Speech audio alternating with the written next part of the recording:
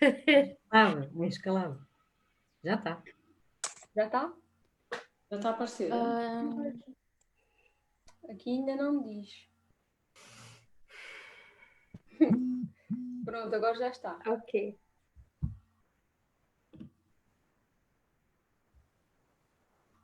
Olá, boa tarde a todos. Não sei se já temos aqui muitas pessoas ou se calhar algumas. Olá, boa tarde a todos. Vamos começar então. Nós somos o Falatório, muito obrigada pela vossa presença. Como alguns de vocês sabem, o Falatório costumava realizar os eventos na FNAC de Évora, uma vez por mês. Infelizmente, devido à situação atual, o mesmo já não é possível. Portanto, a partir de agora, vamos organizar um evento por semana, segunda-feira às 6. Estes eventos terão sempre a presença da psicanalista Isabel Mesquita, em conjunto com outro convidado. Esta semana temos a presença da psicanalista Patrícia Câmara. Muito obrigada às duas pela vossa presença e disponibilidade. Este evento é intitulado De o Medo e o Pânico em Tempo de Pandemia. Espero que desfrutem do evento e agora vamos começar por ouvir uma música que duas integrantes do Falatório vão cantar, a Ana Cardoso e a Fernanda Abreu. Olá, muito boa tarde. Olá! Já temos aqui algumas pessoas a visualizar, penso eu. Às vezes no silêncio da noite eu fico imaginando nós dois. Eu fico ali sonhando, acordado, juntando o antes, o agora e o depois. Por que você me deixa tão solto? Por que você não cola em mim?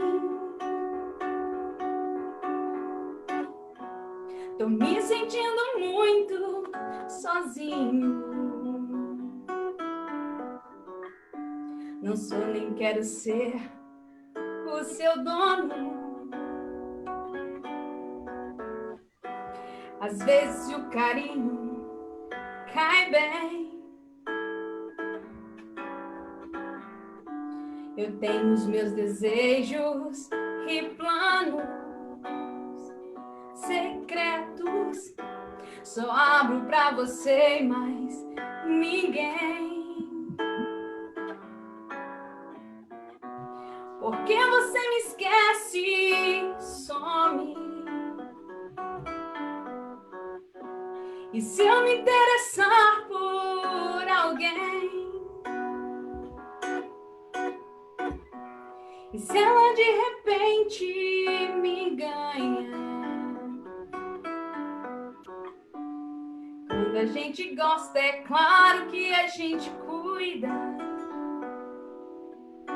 Fala que me ama, só quer da boca pra fora. Ou você me engana, ou não está madura. Onde está você agora? Quando a gente gosta, é claro que a gente cuida.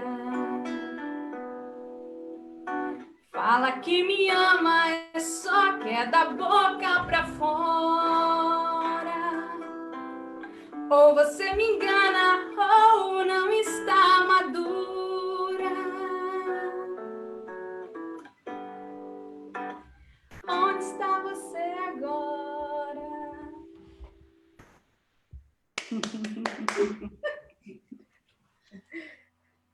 Muito obrigada, Ana e Fernanda.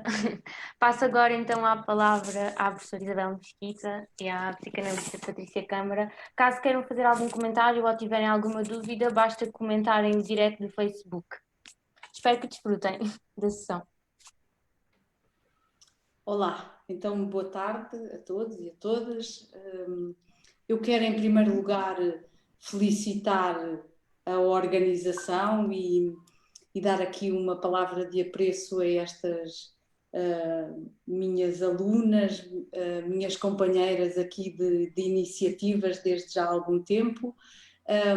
Agradecer toda a iniciativa que têm tido e esta criatividade para ir continuando com o falatório mesmo nestes tempos mais complicados.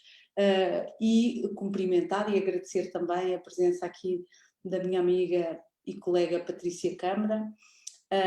Espero que possamos ter aqui um diálogo engraçado sobre o medo, esclarecedor também, e que possamos ter aqui um diálogo também com os outros que nos estão a ver, que nós infelizmente não conseguimos ver, mas que pelo menos nos possam fazer chegar também aqui as suas dúvidas e os seus comentários. E a primeira coisa que me surge dizer assim sobre o medo é que nestas circunstâncias em que nós vivemos o medo é normal, ou seja, até é bom que nós possamos sentir algum medo, porque quando digo normal é porque o que é normal é que a emoção esteja em consonância com a situação, não é? E neste caso nós temos aqui uma situação em que todos estamos na mesma condição, que é adversa, de ameaça à nossa vida, à nossa saúde, à nossa e ao dos nossos e a de todos, e ameaça também às nossas relações, ameaça também, em muitos dos casos, à perda da profissão e, portanto, há toda uma série de variáveis aqui que se conjugam e que remetem também para perdas graves e, por isso, é natural que se sinta algum medo. O medo tem uma função também organizadora, não é? Que é esta de nós podermos ter algum autocuidado, alguma cautela, que funciona como protetor, não é? Nestas situações é bom que tenhamos medo porque nos autoprotegemos, não é? Portanto, este chamado medo saudável neste sentido de nos acautelarmos. Depois, quando nós passamos para situações que são mais problemáticas, quer sejam as de pânico ou a de ausência completa de medo, eu atrevia-me a dizer que o maior medo, seja qual for a situação externa que provoque medo, o maior medo é o medo de si. Porquê? Porque se nós temos alguma confiança em nós próprios e uma confiança nos outros, o medo, por exemplo, nesta situação do vírus, fica mais atenuado, quer dizer, temos o tal medo normal que eu disse e que nos leva a proteger-nos a nós e aos outros, a ter cautela connosco, com os outros também, portanto a termos algumas medidas autoprotetoras. Quando nós temos medo de nós próprios, neste sentido de não termos confiança também da nossa capacidade, na nossa potencialidade, aí o medo pode tornar-se mais avassalador, não é? E, portanto, pode-se levar aqui a comportamentos mais fóbicos, de pessoas que se encerram. Estava-me a lembrar de notícias que se têm ouvido, não tenho estado muito de roda das notícias, mas lá vou ouvindo uma outra, que dizia que há pessoas que morreram porque não morreram de outras doenças, porque não foram aos cuidados de saúde com medo desta patologia, desta doença. Portanto, aqui o medo já começa a tornar-se de tal modo avassalador que já não deixa a pessoa ter o tal cuidado próprio necessário ou o cuidado com o outro. Portanto, temos um polo, não é? Quando a desconfiança nestas competências e na capacidade de cuidar de si, de se autoproteger, quando essa desconfiança é muito grande, pode levar a estas situações de maior fobia, de pânico, em que a ansiedade não deixa que a pessoa tenha já um comportamento adequado face a esta situação. Portanto, aqui na base está muito o medo de si. Depois também, claro, quando este medo de si não é muito consciente e é posto fora, há o medo também dos outros, não é? O medo da situação, o medo do vírus, o medo dos outros que não sabem cuidar, não são capazes de cuidar. Portanto, há sempre esta questão da confiança no próprio e da confiança no outro, ou o contrário, da não confiança no próprio e da não confiança nos outros. E depois penso que isto é tudo uma questão de gradiente que vai passando no medo, não é? Deixa de ser este da cautela, da autoproteção, para passar para esses níveis mais ligados a uma ansiedade que não é controlável, mas que depois pode tomar outras formas, que é o outro extremo, que é o da negação completa da situação, para a pessoa não se confrontar com o medo. Mas aí novamente é este medo de si, não é? O que eu acho é que eu não consigo confrontar-me com uma situação avassaladora e, portanto, o melhor é negar isto tudo. Claro que estes processos não são conscientes, não é? As pessoas não tomam estas decisões assim, este processo de negação, não é? Eu agora decido negar isto tudo, não. Isto tem a ver com o funcionamento emocional, com o funcionamento psíquico depois de cada um. Mas o que nós assistimos também, nesta e noutras situações que metem medo, é também a negação e a passagem para comportamentos que são depois completamente o oposto, que é não se passa nada, não tenho que me proteger, ponho em risco outros também, porque não há aqui nada que meta medo, ou que o que eu pretendo é ter uma visão de mim como omnipotente, que não, nada me chega e isto a mim não me vai acontecer, embora, claro que todo ser humano tem uma certa percepção de invulnerabilidade, mas depois esta percepção de invulnerabilidade tem que ser confrontada com o real, não é? E, portanto, quando é esta situação que nós estamos a passar, que é uma situação complicada, penso que é bom que nos confrontemos com o real e que possamos ter aqui uma atitude que não é da ausência completa de medo, mas que também não podemos entrar num medo assim avassalador que depois também traz consequências. Mas também pensei aqui num aspecto que o medo em muitas circunstâncias está associado à vergonha. A Patrícia diz que sabe falar melhor do que eu da vergonha, mas que é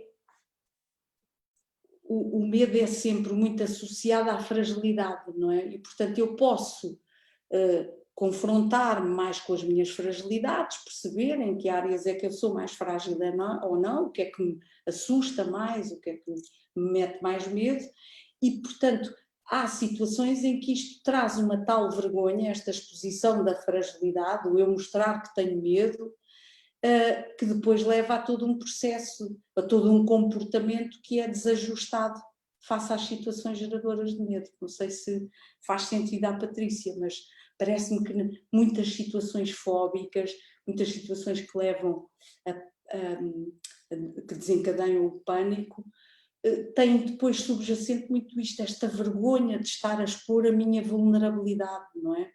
Portanto, isto ainda gera mais ansiedade depois, por causa da vergonha sentida. Portanto, acho que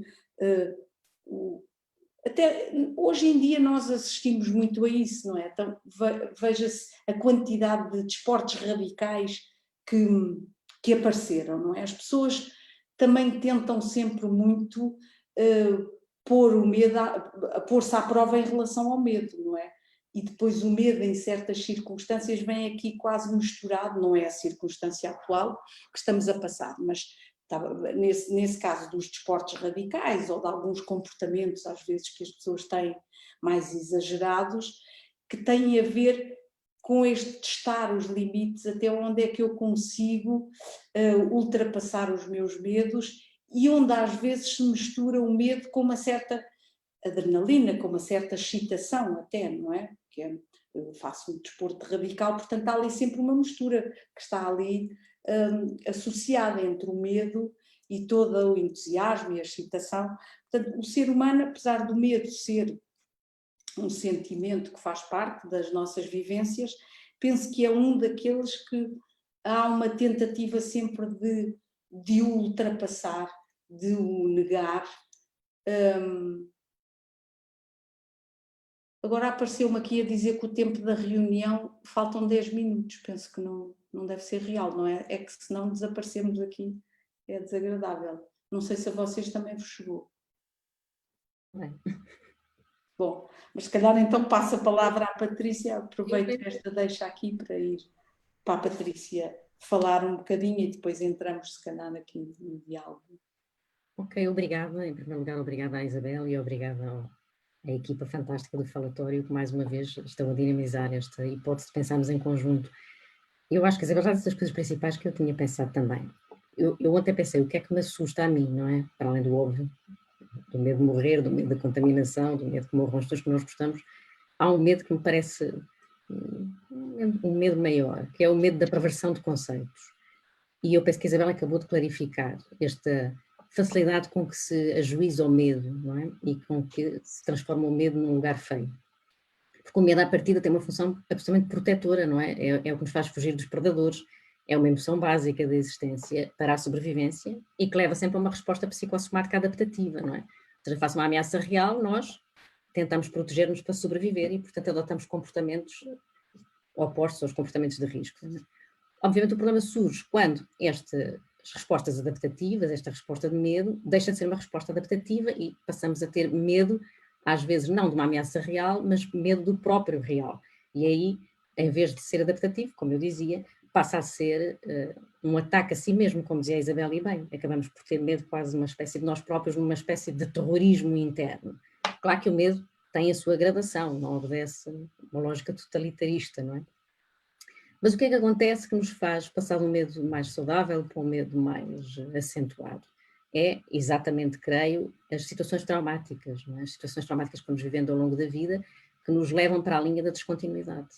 Não é? O que é que assusta? São os momentos em que nós estamos tranquilamente a viver a nossa vida e de repente há qualquer coisa que faz uma quebra abrupta nesta linha de continuidade da existência. E aí nós consideramos sempre que existe uma zona de vulnerabilidade que pode transformar o medo num outro lugar bastante mais complicado, que é o pânico, não é?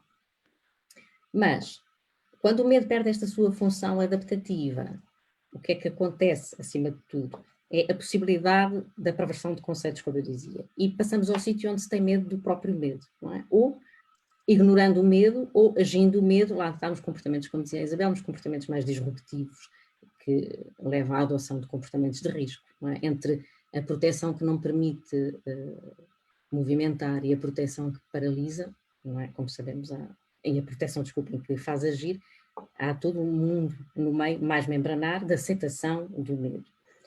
Ora, como nós sabemos, creio, a realidade é o melhor sítio para se viver e a única hipótese de olhá-la é aceitando verdadeiramente a ameaça real e concreta daquilo que está a acontecer, doa aquilo que doer.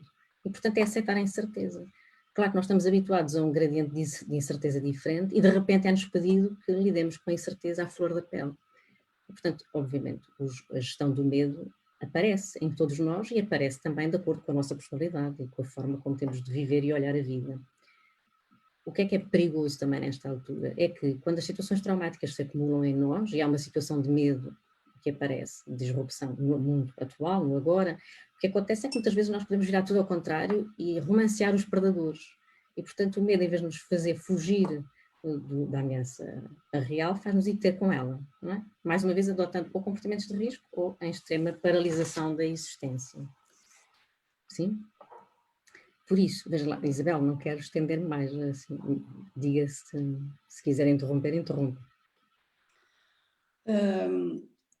Só estava a pensar aqui que em relação a esta situação depois também há uma série de outros fatores, esses que a Patrícia agora estava a referir, mais internos, não é? De toda a experiência também traumática da pessoa e portanto que isto agora, esta ameaça externa também pode vir reativar uma série de medos internos que já lá estavam, não é? Mas depois há outras situações aqui que também se colocam, que são as tais da realidade, não é? E que têm a ver com a confiança que também nós temos no sistema de saúde, com a confiança que nós temos no próprio governo e na gestão destas situações, não é? Que eu acho que isso depois também ou é facilitador ou prejudica, não é? Portanto, são fatores da realidade, que também vêm aqui interferir e que podem ser potenciadores ou mais contentores desse medo. Por acaso acho que, apesar de tudo, nesta situação, há algo de contentor, que é esta identidade que se forma, que tem a ver com o facto de também estar toda a gente na mesma situação, não é? E parece que isso tem um quê de contentor, não é? Até para situações, estou-me a lembrar de um ou de outro caso, em que as pessoas até, isto quase que as acalmou, porque viviam sozinhos, estavam confinados já por causa da sua vida, e portanto o facto de agora toda a gente estar fechada e não andar por aí a passear e a festejar, e a pessoa que estava sozinha acaba por não sentir tanto essa solidão, porque acha que os outros estão na mesma condição, não é? Portanto, há aqui alguns aspectos que depois, lá está, que as pessoas contornam e que vão aqui dando arranjando outros modos de que isto também não seja depois tão desorganizador, não é? Mas penso que aqui a questão do medo, que inicialmente se colocou muito em relação à saúde, à morte e à saúde, parece que agora, vou vendo que ao alargar do tempo, e agora também estava a haver uma investigação que está a ser feita pelo Instituto Ana Freud em Inglaterra, e estava a ver os itens que eles estavam lá a pesquisar, e de facto eles de semana para semana vão surgindo outros aspectos, e parece que o que começa a ter importância não é tanto a questão já da saúde, mas sim outras questões que começam a surgir, não é? Que são outra ameaça, não é? Esta, como eu tinha referido, das questões de conflitos relacionais, das questões do desemprego, e que parece que essas começam a ter também importância, e esta da confiança no governo achei piada, porque era uma das que também vinha lá sugerida como tendo aqui um papel importante na gestão destas situações. Portanto, há sempre aqui esta interligação entre a segurança ou a insegurança interna e externa, não é? Portanto, nós estamos sempre nesta dialética entre o mundo interior e o mundo exterior, e estas realidades exteriores, e depois a nossa representação interna, não é? E, portanto, a verdade é que quanto maior a insegurança interna, às vezes maior é a segurança no exterior, não é? Porque, sei lá, estou a pensar em funcionamentos em que há uma desvalorização muito grande da própria pessoa, uma insegurança muito grande, e portanto quer apoiar-se no outro, que os outros encontrem soluções, acredita que os técnicos sejam todos muito competentes para tratar, mas também há depois o inverso, não é? Que é a situação em que a insegurança é de tal modo avassaladora que não é possível confiar nem no próprio, nem nos outros, nem nas circunstâncias, não é? E portanto aqui pode ser realmente muito desorganizador. Eu já ontem tinha comentado num outro lugar, por causa deste slogan que há aí, que eu penso que é obviamente que fizeram muito bem em lançar o slogan, porque ele tem uma parte de esperança, não é? E que acalenta alguns espíritos, mas que temos que ter cautela, não é? Isto não vai magicamente ficar tudo muito bem, isto vai ficar muito bem para algumas pessoas, mas para outras isto pode ser de facto muito desorganizador, muito avassalador, até porque depois nós temos percebido que as pessoas perdem familiares, entes queridos, e que nem sequer têm um espaço aqui para um luto, pelo menos dentro dos rituais a que a nossa cultura está habituada, para que se possa dar início a esse luto, não é? Portanto, isto são tudo aspectos, pelo menos para mim, que são assustadores, não é? Que são quando nós vamos ouvindo aqueles números que indicam o número de mortes, o número de infectados, as condições em que as pessoas estão, os técnicos estão a trabalhar, tudo isto são fatores que metem medo, são assustadores, naturalmente, não é? Sim, Ana, quero. Está sem som, Ana. Nós estamos a ouvir. Eu não ouvi. Problemas técnicos.